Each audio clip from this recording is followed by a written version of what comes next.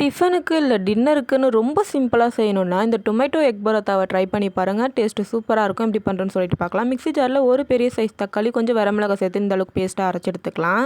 பவுல்ல 1 கப் அளவு மைதா சேர்த்துக்கோங்க. நீங்க மைதா வேண்டாம்னு நெனச்சா கோதும மாவு கூட சேர்த்துக்கலாம். அது கூட கொஞ்சமா உப்பு சேர்த்துக்கோங்க. இப்போ அரைச்ச பேஸ்ட் அது கூட சேர்த்துட்டு நல்லா இந்த மாதிரி சாஃப்ட்டா பெசஞ்சு எடுத்துக்கோங்க. 2 ஸ்பூன் அளவு ஆயில் சேர்த்துக்கோங்க. நல்லா இந்த அளவுக்கு சாஃப்ட்டா பெசஞ்சு எடுத்ததுக்கப்புறம் இப்போ அப்படியே இருக்கட்டும். இப்போ இன்னொரு பவுல்ல ஒரு முட்டையை உடச்சி எடுத்துருக்கேன். அது கூடவே கொஞ்சம் பச்சை மிளகா, கொஞ்சம் கொத்தமல்லி, கொஞ்சம் பெப்பர், கொஞ்சம் சால்ட் சேர்த்து இந்த அளவுக்கு நல்லா மிக்ஸ் பண்ணிக்கோங்க. இதுவும் அப்படியே இருக்கட்டும். இப்போ ரெடி பண்ண மாவை நல்லா இந்த அளவுக்கு மெலிசா உருட்டி எடுத்துக்கோங்க. அது கூடவே ஆயிலும் மைதா மாவும் சேர்த்துக்கோங்க. இந்த மாதிரி கட் பண்ணிவிட்டு இந்த மாதிரி ரோல் பண்ணி இந்த மாதிரி ரவுண்ட் பண்ணிக்கோங்க.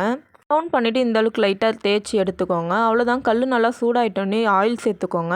இப்போ 2 சைடும் நல்லா வெந்து வந்த உடனே இப்போ ரெடி பண்ண முட்டையை அது மேலே இந்த மாதிரி லைட்டாக ஊற்றிக்கலாம். 2 சைடுமே இப்போ முட்டையை இந்த மாதிரி சேர்த்துட்டு அடுப்பை மீடியம் ஃப்ளேமில் வச்சு நல்லா வெந்து வந்த உடனே அடுப்பை ஆஃப் பண்ணிவிடுங்க. அவ்வளோதான். அப்படியே லேயராக ரொம்ப சூப்பராக இருக்கும். ட்ரை பண்ணி பாருங்கள்.